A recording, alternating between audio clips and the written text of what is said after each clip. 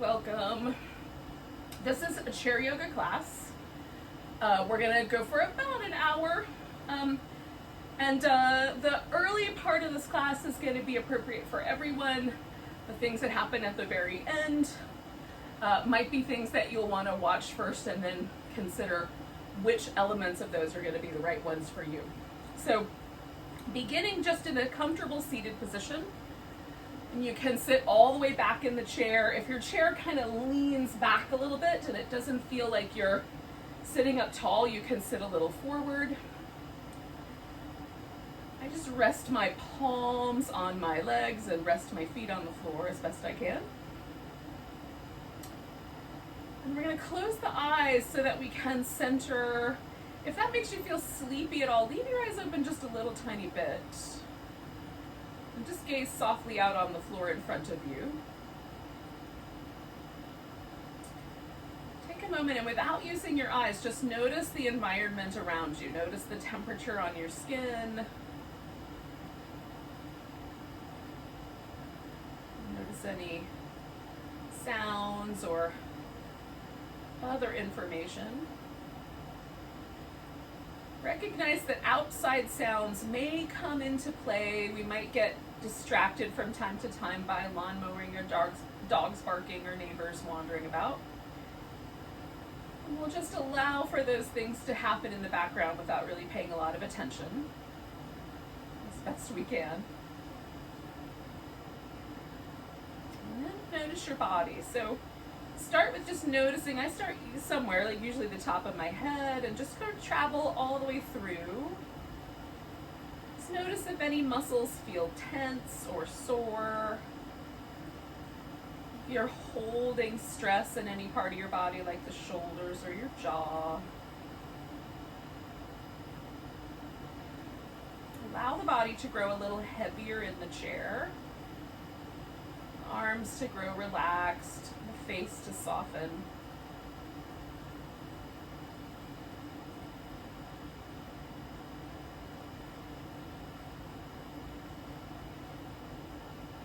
And without changing it too much, just bring your attention to your breath. Notice the inhale and the exhale, and any space in between.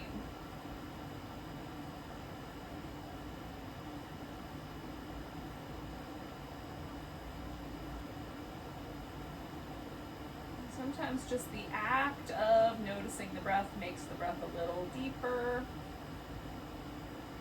Try to keep it a smooth pattern.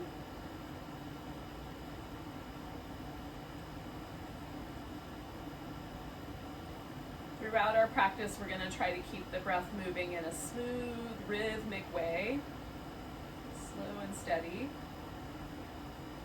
If you find the breath gets a little ragged, you can just pause what you're doing and come back and let the breath calm down. If you find yourself holding your breath, just start breathing again. Those are often indicators that we're pushing a little too hard, so we can gently back off the practice a bit if those things happen.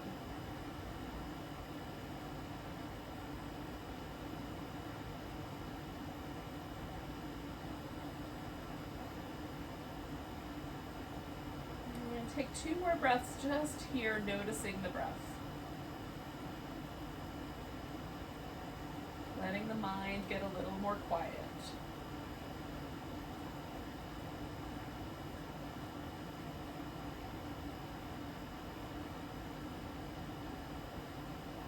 Let your eyes open gently. We're going to start with some movement for the neck. And you'll do any movement that feels appropriate. If anything feels inappropriate, just pause and do a slightly different choice. So, for example, we're going to drop the chin down toward the chest. Notice if there's any stretching sensation in the back of your neck. Also try to notice, did it make you hunch forward, or can you keep your spine upright even though we're dropping the neck forward? Then we're going to roll the head over to one side so that the ear is close to the shoulder. Notice how that feels. You might come slightly around the back and then come all the way back to the front. and over the other shoulder. Make a nice kind of gentle path there, maybe a little towards the back.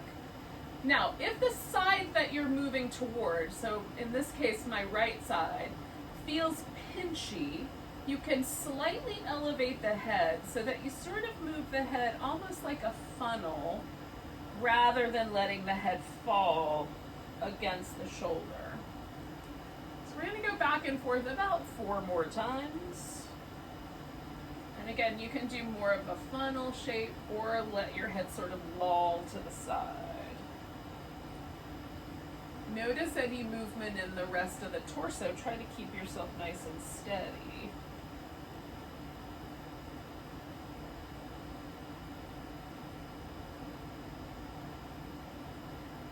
You might notice that there are some sounds associated with moving your neck.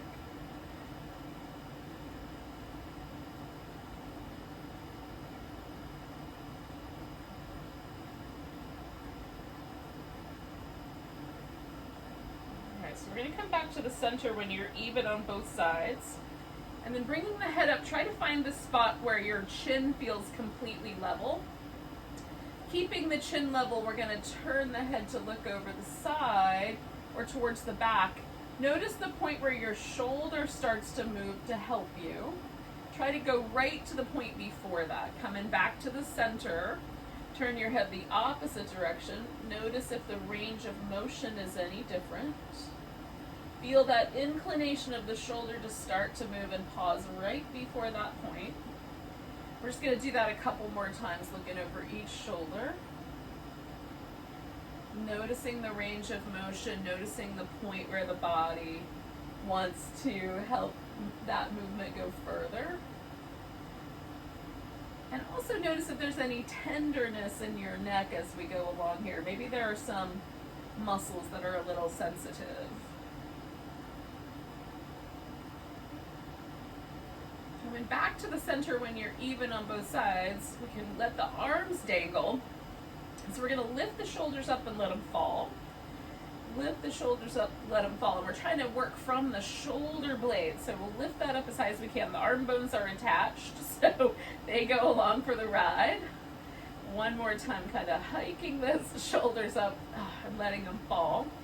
So we're going to take the shoulders through a range of motion and as best a circle as we can. So we're going to squeeze the shoulder blades together behind our back, lift them up as high as possible, push them forward so they come way off the edges, and then scoop them around the back. Notice the difference between moving from my elbow and arm bone and moving from my shoulder blade. So move from the shoulder blades. And we're going to go the opposite direction now. So we're going to go forward first, then up, then squeeze the shoulder blades together and pull them down. Forward and up, together and down. Do that a couple more times.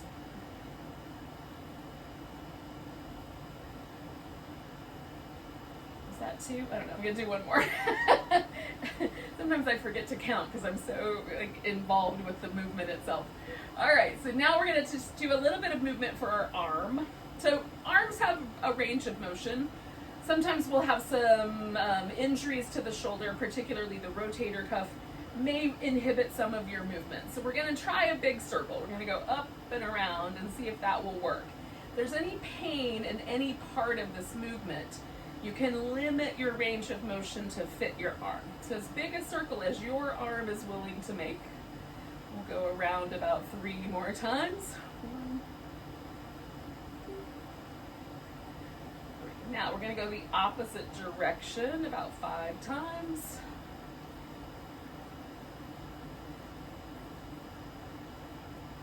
Sometimes we discover that there are sore things when we do something like this because we haven't lifted our arm like that today.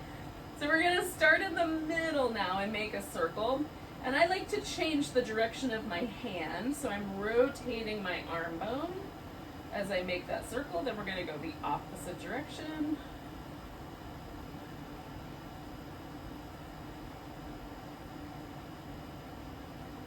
All right, and then we're going to hold the arm out as level with the shoulder as we can and make the tiniest possible circle.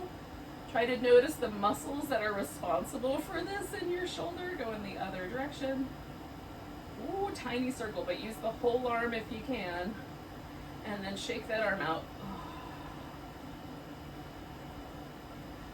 And then with both arms dangling, see if there's any difference in your perception of the arm we just did versus the arm we haven't done yet. Does the shoulder feel like it's in a different place? Does the arm feel any longer? Are there any sensations like tingling or numbness or anything like that that you want to notice? I try to avoid sensations of numbness, but sometimes my arm feels a little lighter, and that's all right. So if there is some numbness or tingling, especially in your fingers, there's nerves that live between the collarbone and the shoulder blade. They come out of the side of the neck right here.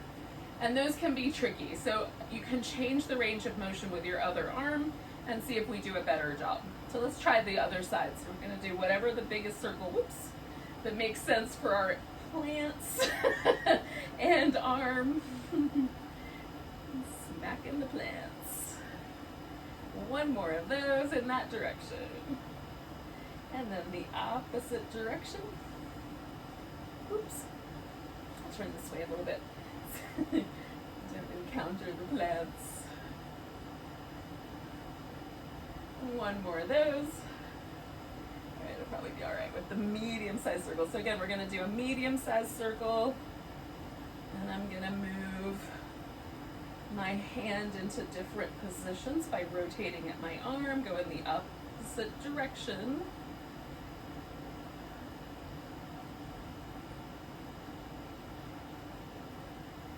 Alright, and then we're going to come to that level with the shoulder position, or as pretty close as we can get, and make the tiniest circle from the whole arm bone. And go in the opposite direction. Ooh, can you feel the muscles in your shoulder that do that work? And then shake out your arm. All right, and then we're gonna just test again and see how did it go. Are both arms the same length? Did we do better with any tingling we may have experienced? Ooh, feels kind of good to me. All right, so we're gonna come down to the wrist, and we'll do some circles with the wrist, whatever those look like. Go in the opposite direction. All right, we're going to lace the fingers together, and this is going to kind of move the wrist through a bent position like that and a bent position like that, but in a fluid way. I'm just going to see how fluid we can be with the movement in the wrist. Try not to think about it too much, because that gets in the way. All right, this is where it gets tricky. We're going to try to go the other direction.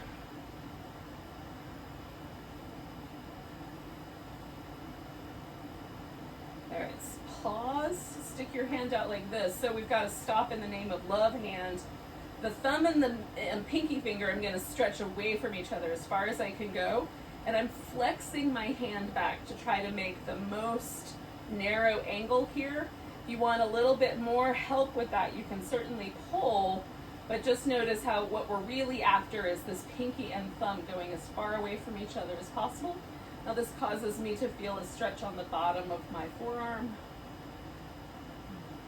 Thumbs can be really sensitive, and this, for me, the stretching the thumb out feels really nice. Often the issues we have with our thumb is because it wants to curl in, like around our phone.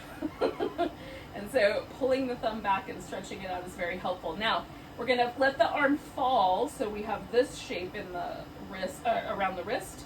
You're going to squeeze your fingers in as tight as you can and pull them up towards the bottom of your forearm. Now there might be a stretch on the top of the forearm. Sometimes I like a straighter arm for this. Sometimes I find bending the arm a little bit actually gives me a better sense of the stretch. Bending is better tonight. All right, so then I'm going to let that arm relax, stop in the name of love on the other side. Again, stretching my pinky and my thumb as far away from each other as I can get. I want big space here, and then pulling my hand back as best I can with that wrist. This also will give you some knowledge of how your wrist works. So if I hold my hand like this on my right side and also on my left side, I don't know if you can see this, but my left wrist is nearly 90 degrees, whereas the bone structure of my right wrist is less than 90 degrees. So this kind of gives me a recognition of how asymmetrical my body tends to be, and that there's some limitations there in my right wrist. So I'm going to curl my hand in the other way, stretching the top of my forearm now, squeezing my hand into a fist without causing any fingernail injuries to my palm. And again, for me, a little bit of a bend in the elbow is helpful for feeling the stretch, but you might find it better if it's a straighter arm. And then we're going to let it go and kind of rinse out the wrist just a little bit with a shake. So this is called pendiculation. And pendiculation is a sort of rhythmic movement. Dogs do it when they finish doing downward dog. They go, whoa, and they shimmy or shake their joints. And that is a way to get fluid moving in the joint, and is really helpful for kind of the sense that the joints move a little more fluidly, and that's what we're after here anyway. So we're going to lace the fingers together. We're going to just open and squeeze, like open the palms and squeeze. Just push the hands away. And then squeeze them together. And then we're going to let go and play an imaginary piano with the fingers. It's a very fast piano in my world. Your piano might be a little bit more real. Let go of any thoughts you have about playing the piano, especially if you have bad memories of lessons of the piano. And then give everything a shake. We're just trying to move the finger joints around. Now, we've done neck, we've done some shoulder, we've done arms. Notice the whole kind of upper part of your body. Chest muscles, shoulders, upper back, neck. And is there any sense of that part of your body when you compare it to the other aspects, other parts that might be lighter or different? So we're going to move down. We're going to now work on the torso. So the first thing we're going to do is a cat-cow shape or cat and cobra shape. You can call it either way. So the cat is a flexion of the spine. I'm turning sideways just so it's a little more obvious because I don't think it is on camera, but I'm trying to round my back like a Halloween cat. So I'm bringing my shoulders forward. I'm trying to take the middle part of my back and push it backward, and I'm sucking in my navel. I'm also tilting my pelvis back just a little bit. So this part of my hip is leaning backwards. Okay, that's the first shape. The second shape, I'm going to tilt my pelvis as far forward as I can, broaden the chest, and then try to arch backwards. So I'm trying to take my upper back back, my lower back forward. This is the cobra shape. Some people call it cow. So you can decide which animal you want to be. You want to be a cat and a cobra or a cat and a cow? That's up to you. So we're going to go back and forth, kind of rounding through the back. And then extending. So these are called spinal flexion, this shape, and spinal extension, this shape. And these are just words that are used in anatomy, but they might be helpful later on, especially if you ever have to take an anatomy test. Flexing back and extending forward. One more time. Notice if there's any tenderness around your back, lower or upper, as we do each of these shapes, and then you'll modify. So we're going to come back to what feels like neutral. Now our spine is capable of 6 different movements. So we've done 2, flexion and extension.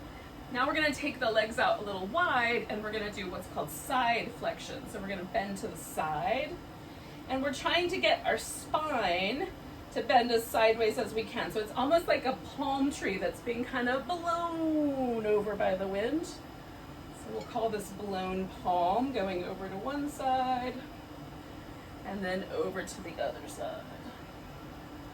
And we'll just go back and forth like that. And notice that you might even turn a little bit and see what it feels like if you turn slightly. So your navel points a little differently. If I point my navel forward and bend sideways, that feels a little bit stretchier on the side of my waist. Then if I rotate my rib cage and try to bend a little sideways, that feels bigger in my low back.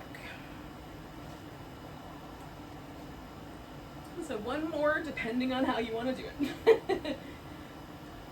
On each side. And come up. We'll come back to those shapes in a little bit, but just kind of noticing now, we've done 4 of the 6 shapes.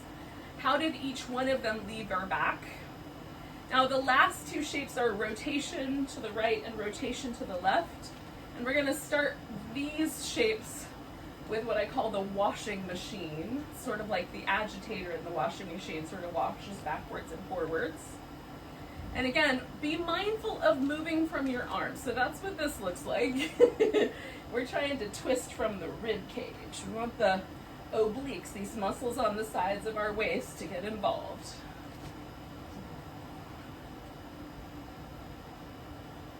Now we're gonna decide a direction and then we're gonna pause.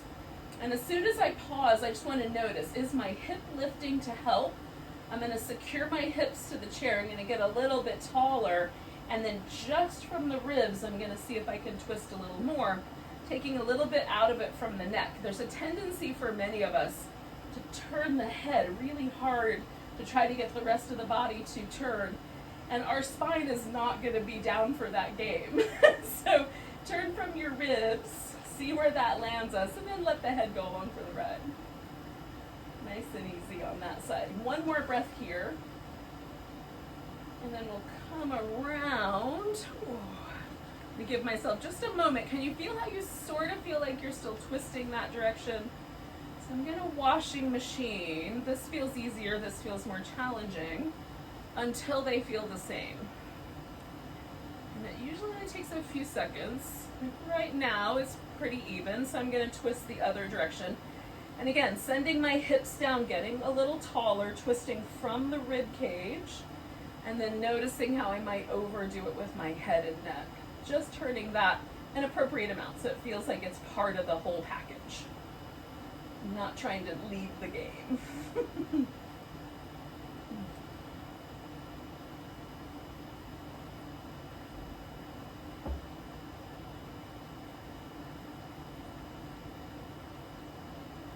So we're building these layers of awareness of how the body moves, awareness of how we tend to sort of rely on some body parts more than others. We might rely on our head more than we rely on our core. So coming back to the middle. So this is a way that we can sort of become more attentive to that. All right, so we've done all the movements that the spine wants to do. So let's just notice that part. Notice your lower back, middle back, upper back. Kind of tune into how how do your abdominals feel? How does your back feel? And again, if there's any soreness or tenderness, then we want to recognize that. And as we're practicing, we just back off a little bit. We maybe are being a little too pushy. And there might be that some of the tenderness or the soreness will eventually leave us, but we just want to be attentive to that kind of thing. So now we're going to kind of translate down to the hips and the legs.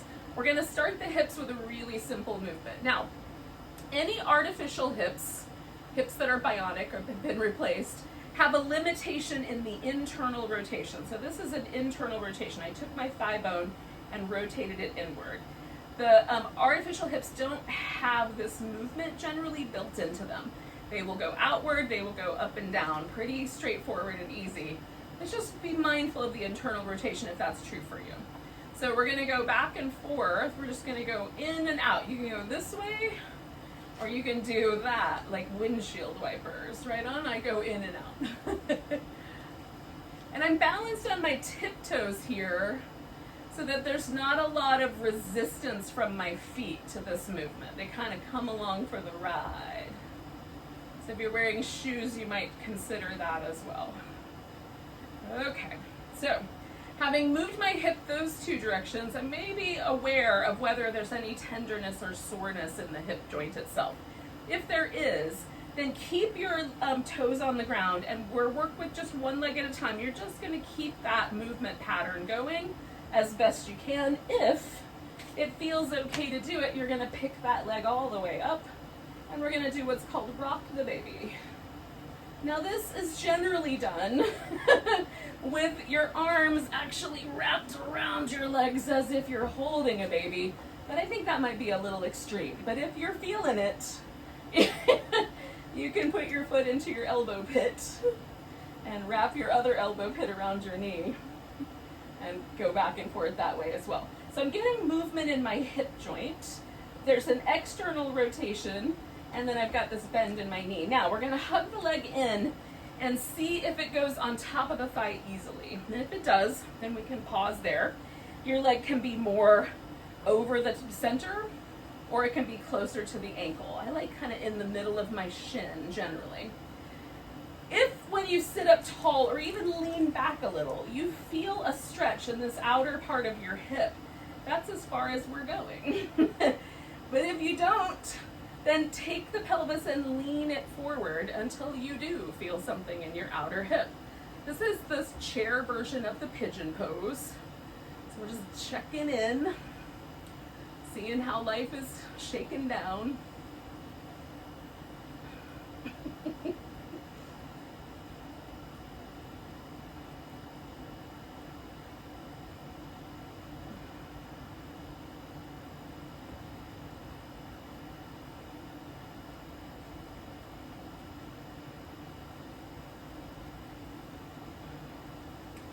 So notice if your breath stopped or if anything like that happened. We're going to do 2 more breaths. Now, coming out, I'm going to release this leg. I'm going to turn all the way in that same direction, right leg to the right. And then I'm going to back up on my chair so that my knee is right over the edge of the chair seat. That gives me as much room behind me as possible. In fact, I almost feel like I'm going to fall off the edge of the chair over here. I'm not, because this thigh is going to hold me and this leg is going to be helpful as well. I'm also as close to the edge as I can, so this whole hip is off the chair. Okay, so then taking this this is my right leg. Left leg is the one closest to you. I'm going to stretch that leg back into a lunge shape. Now, I might need to keep the knee bent here because the chair may be deeper than I would normally want to do a lunge. Some of us will find it's fine to stretch the leg all the way back. We're just trying to see if we can get a little sense of stretch at the front of this hip. If there's already sensation there, you can pause. If you like, you can add on by side bending here. So we're going to actually lift the front of this hip. Well, not lift the front of the hip. We're lifting the tissue that runs over the front of the hip just a little bit towards the back and side. So we'll find ourselves with a little deeper stretch on the front of the hip. I'm holding on to the back of my chair in case that's not obvious.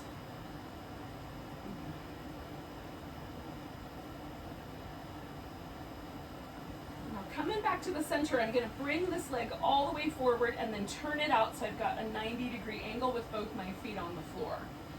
Turning my hips a little bit towards the middle, that might be exactly where I land. Bringing my elbow to my thigh. I'm going to stretch the side of my waist as best I can, all in one long direction. Now this leg may be able to go all the way straight out in front of you, or you might be able to move it to the side so we get a little bit more of a side angle warrior 2 shape. And that is dependent on your chair, your body, and maybe even what you're wearing. So we'll let you decide how much of that you want to go for. So I'm now stretching the side of my waist like I mean it. The elbow is, I'm resting it here, but I'm not leaning into it. I'm trying to lift with my core. 2 more breaths here.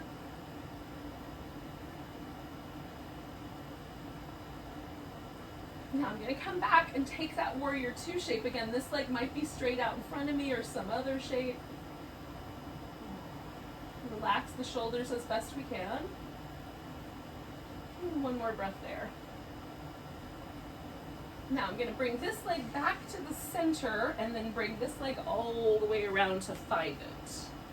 Now, I just did a bunch of stuff on one side of my body, but I haven't done it on the other side yet. So first, just pause. And notice if there's any difference in the 2 hips, in the lower back, at the sacrum. Sacrum is this area of the spine that lives right between these 2 wings of the pelvis, right in the center there. So now, we're going to do the other side.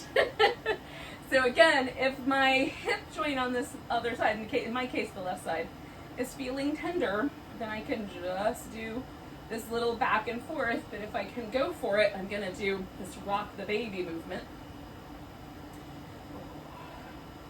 Again, I'm trying to move the leg bone, femur bone, in my hip socket and not just swirl my butt around on the chair. Trying to avoid butt swirling. Can you say the word butt? Bottom? Alright, so we're taking this leg across.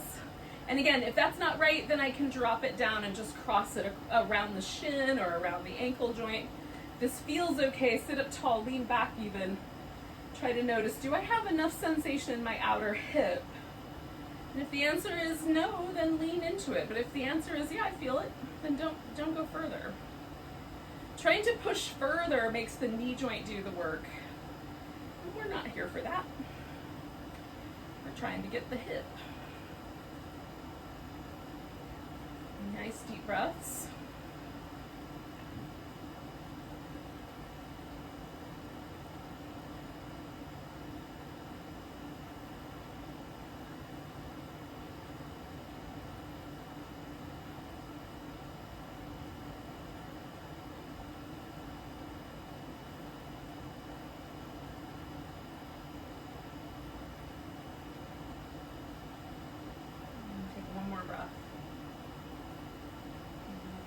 Back and unwind my leg.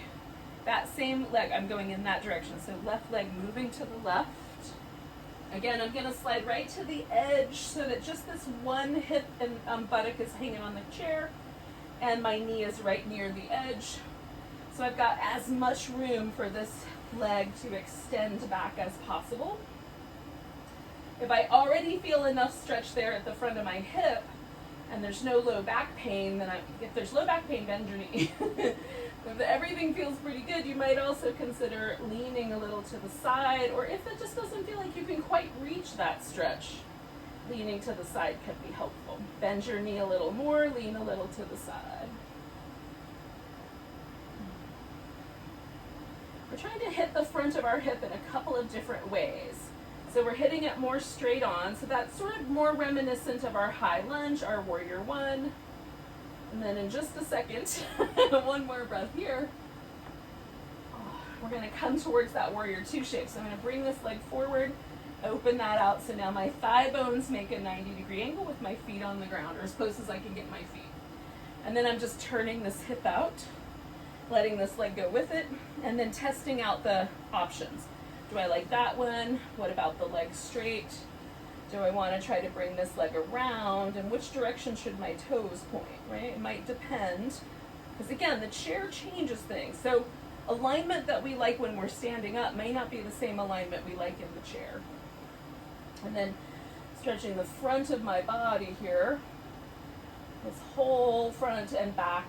This whole side. Lengthening up, and again, I'm using my core to hold myself, so the elbow is here for support and balance. It's a nice landing point. And 2 more breaths. Maybe 3. It's feeling pretty good.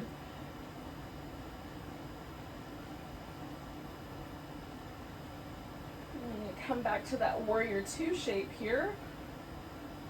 Again, I'm sort of diagonal on my chair. You might be more sideways. That's all well and good.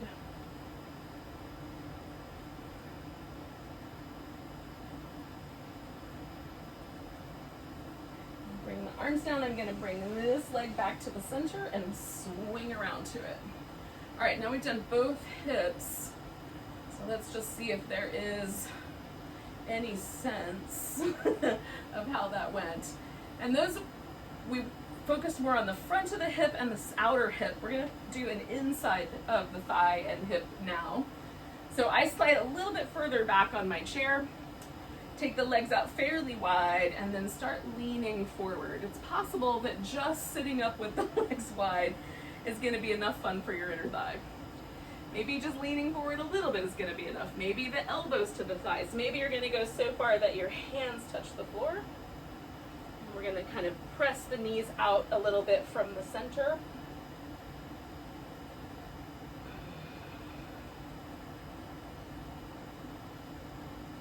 And don't forget those deep rhythmic breaths.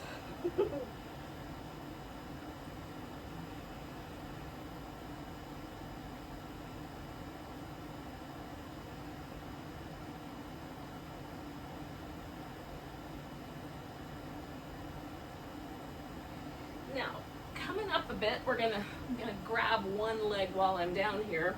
Just wrap my arms all the way around it and bring it up with me, oh, if I can. And then holding onto that leg as best I can, I'm gonna spin my foot.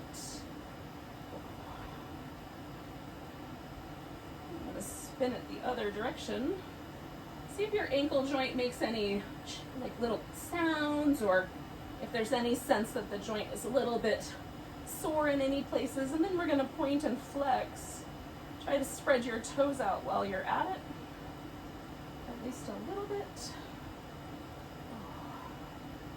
Now, holding onto the leg and trying to straighten it out, or you could hold onto your big toe and try to straighten it out, or you can let go of it and just try to straighten it out. We're gonna see if we can get a little sense of a stretch on the back of our thigh.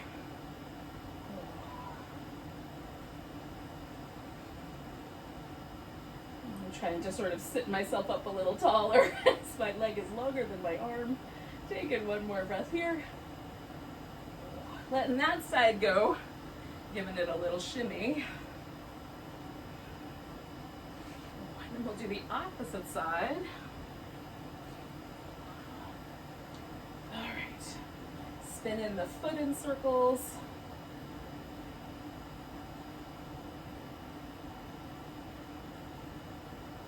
Go in the opposite direction.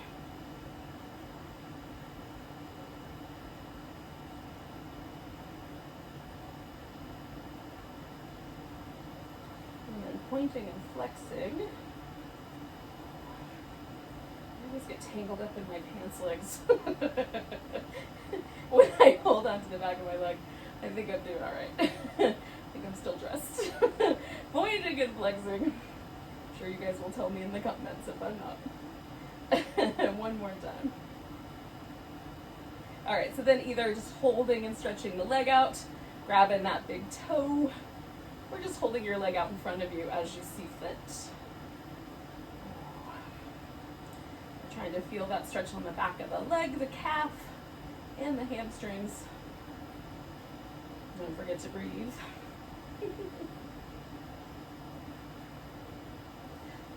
We're gonna let go and give both legs a little shimmy. Now we've done every joint from the neck anyway. I'm not sure what we've done for our skull joints. But from the neck all the way down. So now we're going to use the chair to do some balance work and some other things. We're going to stand, and you can hold onto the chair for balance as you like. So we're going to start with a downward dog on the chair. So standing up, I'm going to put my chair kind of off to the side here so that I might stay in the center of the screen. I'm hoping I am. I'm going to lean back. Now, I've got my hands on the seat of the chair, but you could also put your hands on the back of the chair, and that will keep your head a little more elevated. Lean back. I'm trying to get from my hip all the way through to my wrist, one long line. So I'm not breaking the line here at the shoulder if I can help it. Draw the hips back. Oh. One of my favorite versions of downward dog, actually. It feels amazing. So, taking a couple breaths here.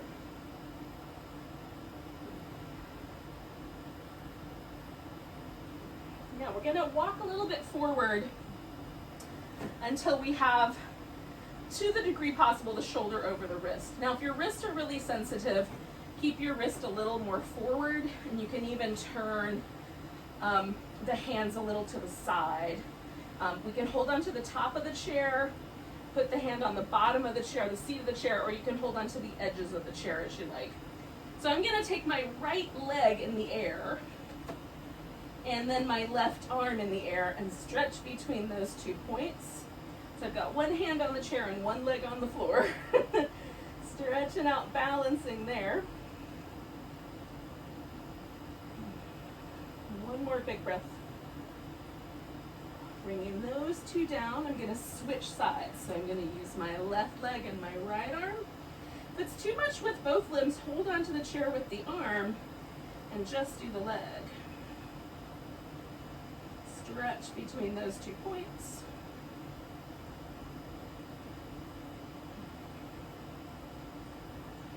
is a little bit of core work as well. So we're going to bring the arm and the leg down. Once again, we're going to back up for some downward facing dog.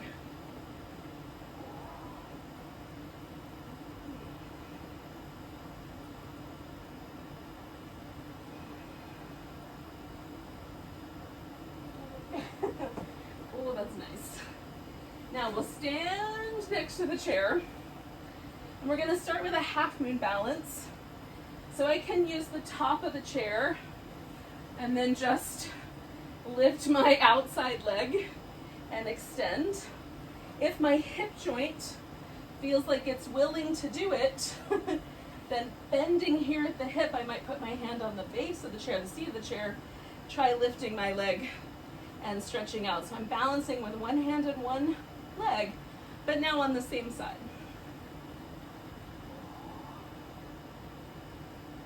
Good. Lift from the side of your waist, take one more breath. We're going to put that foot down on the floor. We're going to stand on the other leg, that leg we lifted in the air. We're going to take that and stand on it, and the other leg's going to go into a tree. See if you can let go of the chair and hold it. If you fall, catch with your foot as best you can. So one of the things that happens as we age is we lose our sense of balance. And so while we might use the chair to get started, we're going to see if we can use our own sense of balance or start to develop a greater sense of balance. Catching with the foot every time you fall, so you get that pattern ingrained in your body. 2 more breaths.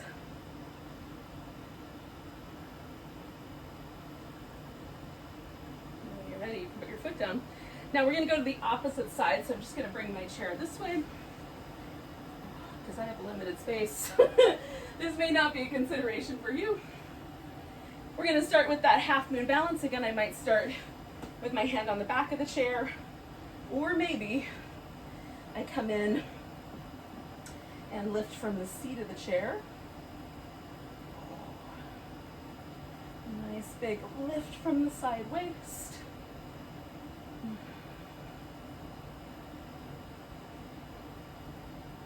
We're going to come down with an exhale, and then I'm standing, so this leg that I had in the air is the one I'm standing on.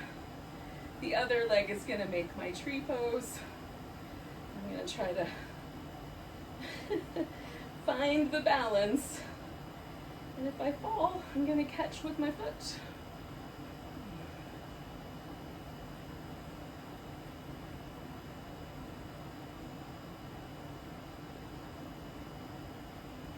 One more breath. And I'm going to put that leg down. And one more time, we're going to do a downward facing dog on the chair. Because, that's so nice.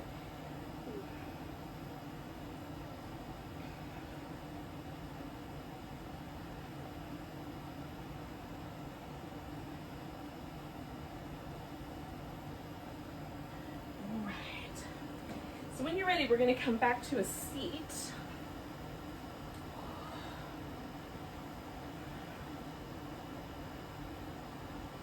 We're going to do a little extra core work. So the first part of our core work is going to be just encouraging our obliques, these muscles that wrap around the side of our waist, to go just a tiny bit deeper. So we're going to turn, and then we'll put a little bit more back to the middle. Not so much that the hip lifts off the seat, just enough. So turn, 2, 3, back. If you can do it with your arms out, we'll do it that way. 1, 2, 3, return. 1, 2, 3, return. 1, little deeper, 2, little deeper, 3, return. 1, 2, 3, return. Trying to get right to the edge. On that third one, 1, 2, 3, return. 2 more sets. 1, 2, 3, back. 1, 2, 3, back. Last one. 1, 2, 3, and back. 1, 2, 3, back. Now, often when we talk about the core, we think about just this part of our belly in the front, But the core is everything that wraps around the spine, including that muscle. We're gonna work the muscles in our middle back. And we're gonna do that through a variation on the cobra pose or the locust pose. So we're gonna fold forward so that we get the pelvis, the hips, as far into the fold as they will go. So just try to get your hips however far forward they will go. And right now my arms are reaching back behind me. And if I let my back soften, it rounds forward. But instead, I'm gonna pick it up, broaden through my collarbones, and not trying to use my neck to drag myself back, heads along for the ride. I'm trying to use my back muscles to lift myself up. And then holding that there, I'm gonna take my arms and see if I can bring them all the way up overhead, and then back to the center, and all the way back. And just notice how that changes the muscles in your back coming out to the center. That might be where you stop today. Maybe you do a cactus. Maybe the arms can reach up by the ears and we're not losing that lift that we've got out to the side and around to the back. Out to the side, up by the ears, out to the side, around to the back. 2 more of those. Out to the side, that might be it. Up by the ears if we've got it. Out to the side, around to the back. Last time, out to the side, up by the ears. Hold it an extra breath. Out to the side, extra breath. Keep that heart moving forward. Bring your arms back, and then we can let ourselves round over and roll up 1 vertebrae at a time. Try to feel the upper back and then the neck. 1 at a time, stacking those vertebrae. Oh gosh, that feels good. All right, we're gonna see if we can move just the rib cage. So there's a tendency to move the shoulders like this, or the hips instead of the ribs. So we're gonna see if we can keep the shoulders relaxed, hips steady, and just move the rib cage a little back and forth to start with. We've already done twisting, and we get a little side movement in the ribs. The answer might be no. Mine doesn't go very far. And then we're gonna go forward and back, just with the ribs. Shoulders along for the ride. Hips along for the ride. All right. So feel how that may have impacted the muscle that lives on the sides of our waist and in the front. Now we're going to put everything together and do a little boat pose. So I'm going to turn sideways. Again, this is easier to see, plus the back of my chair will not be in my way. So we're going to slide right to the edge of the chair. You want to get right on the edge. It feels like you're going to fall off the front of the chair because we need all the room we've got to try to pick the legs up. And if that doesn't work, you can do 1 leg or just a lift, come down, lift, come down, while maintaining this lift in your heart and a nice long back, okay? If it's available, 10, 9, 8, 7, 6, 5, 4. I'm lifting the legs, 2, 3, and then we come down. So, swing it around to the front. We're gonna take a moment to notice how we landed. And we're gonna do some face yoga. Now, there's a couple of things about our face that we wanna be aware of. First, there are lymphatic nodes, lymph nodes, right here under the eyebrow at the top of the head. There are lymph nodes underneath the cheekbones, kind of on the direction on the way to the ear. And so some of the work we're gonna do is to sort of flush those.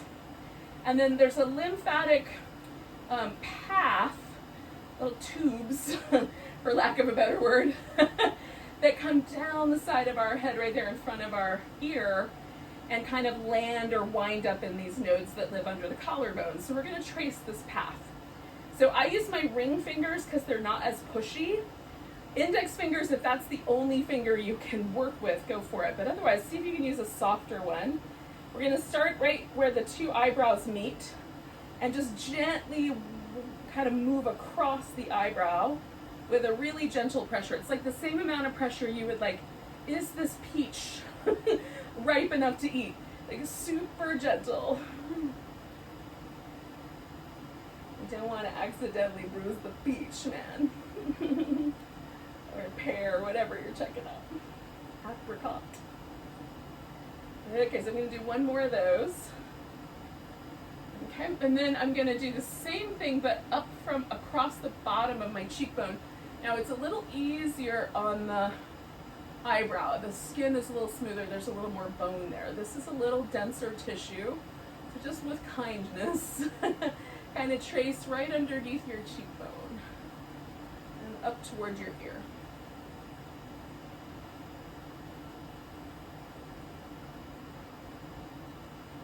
Now while we're here, just to get some fluid coming into the face, so this is kind of helping to press it out, we're going to get it in by stimulating the fascia. Now there's certain places in our face where the fascia kind of makes a pattern, and one of those is right here at the temple. So there's a kind of fascia pattern that goes across the eye. So we're going to take our two softest fingers and make a little circle right there just on the temple or just past it, in that little divot where the skull is right there. And super light again. You want to stop when you feel the tissue starting to firm up under your fingers. Just press lightly and relax for a moment and breathe. So this helps stimulate the fascia to hydrate itself. Sometimes it even makes me feel like I've had a little collagen injections for free.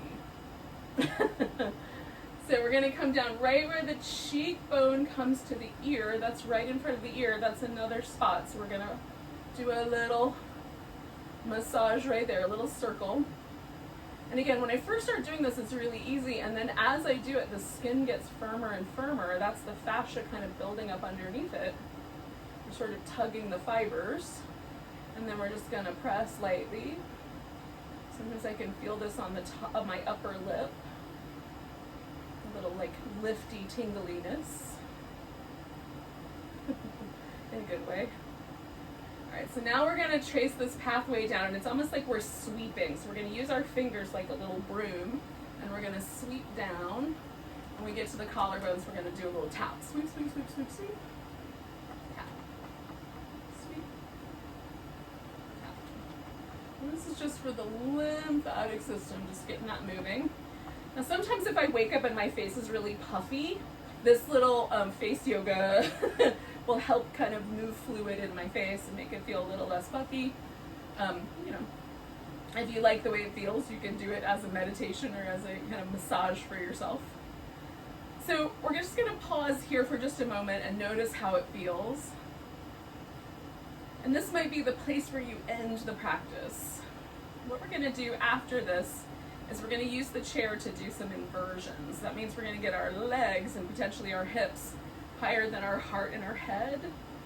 And those may not be appropriate for everyone. So if you have any sort of retina condition, a diabetic retinopathy, detached retina, anything like that, if you suffer from high blood pressure, it can be tricky. And then there might be other, like if you just feel dizzy when your head is lower than your hips, then you may want to stop your practice here. So we're going to get onto the floor. I'm going to get a blanket, and I'm going to turn my chair sideways. And the first one we're going to do is the legs up on the chair. So I'm going to put my shins on the base of the chair here. And the blanket is in case I need support for my head or my hips in this case. So I'm going to lie on the floor with my hips pretty close to the chair and see what happens when I put my shins up. Now, for me, I'm trying to notice, does my pelvis feel like it wants to pick up off the floor? And in this case, no. It's pretty heavy. My thigh bone is a little longer than my shin bones. And so this is working out just fine because the length of this bone fits this chair fairly well. But if your thigh bones are a little shorter and it feels like your hips are up off the ground, that's where you might want to put a blanket underneath your thighs. Now you can take a blanket and put it under your head and make a little pillow if you like. I find that helpful. So we're going to take a little bit of time with this pose, and then we'll see if we want to take it into another slightly more more inverted realm in a moment.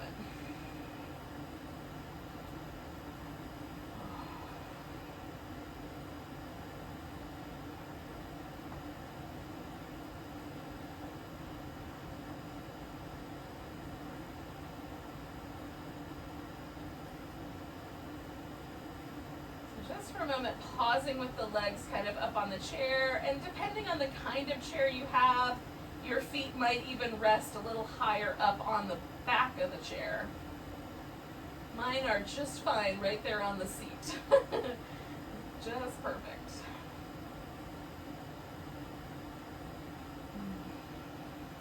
Letting my shoulders relax a little more, relaxing through my face.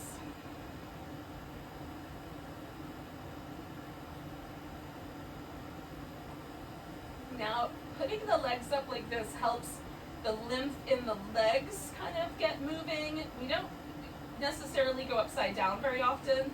And the way the lymph works in the legs is there's little gates for, again, that's not the actual word, valves maybe might be a better word, that sort of hold the lymph so it doesn't pool in our ankles, basically.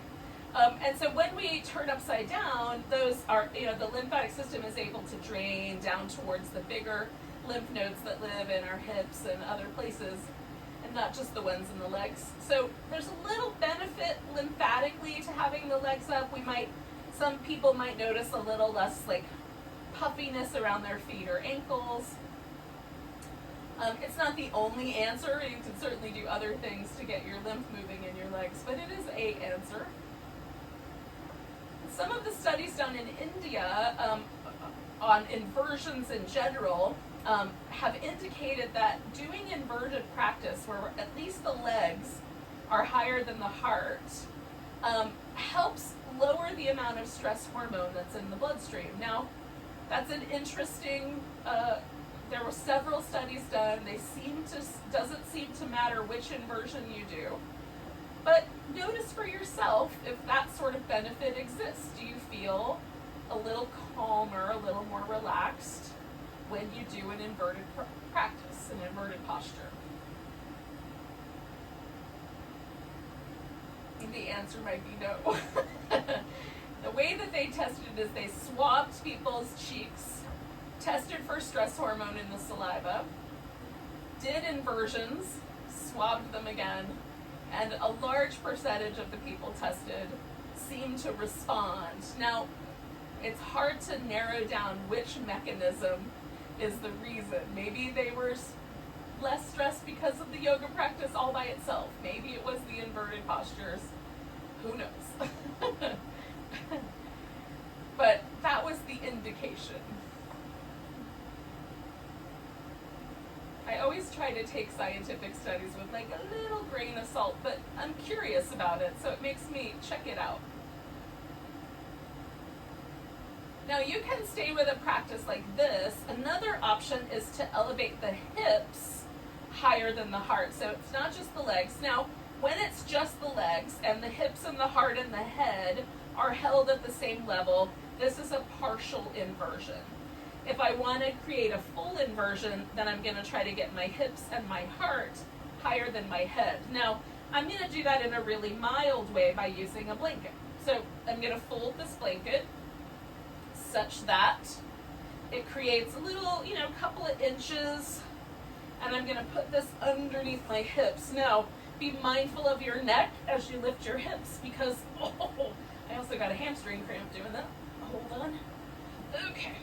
So now my hips are a little higher, my heart is a little higher than it was because there's an elevation here, and my head is on the lower end. And again, that has shifted my relationship. Now my feet want to go a little higher up on the chair, so I have a little more of a full inversion.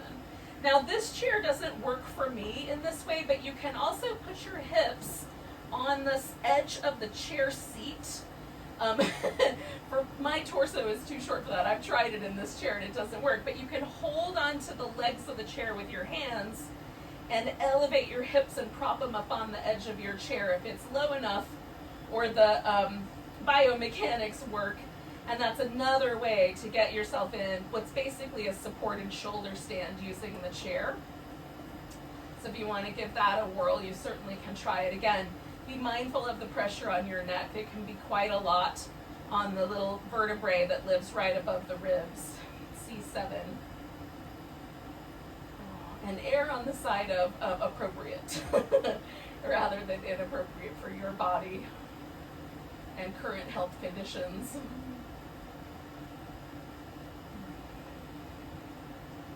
And so with this slightly more elevated situation, if you've chosen to do that, just notice if there's any changes to the way it feels.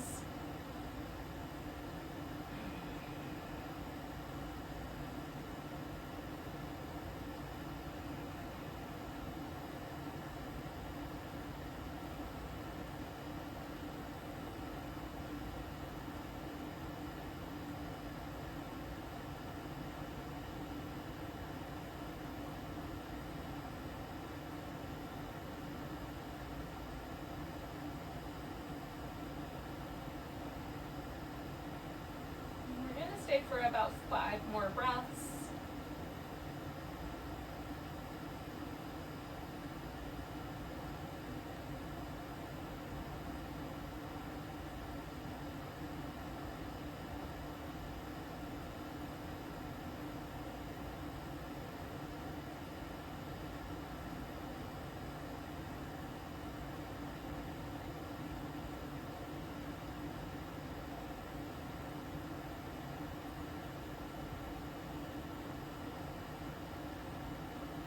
Now, you can stay with a pose like this for as long as you like. We're going to go ahead and come down. And the way that I'm going to come down is I'm going to bring my feet a little closer to the edge and I'm going to roll onto my side. Now, if your hips were all the way up on the chair, come down there first and then roll to your side.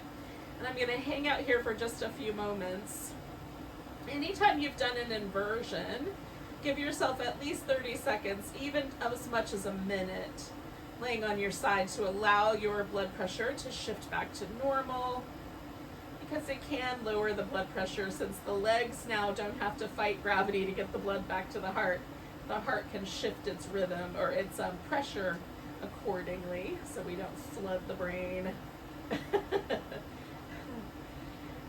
and other things. So I'm going to sit myself up. Oh. Now, thanks for joining me for some chair yoga tonight. We're going to end with a big breath together. I'm going to do a big sigh, but you can also include an om if you would so desire. Nice big breath.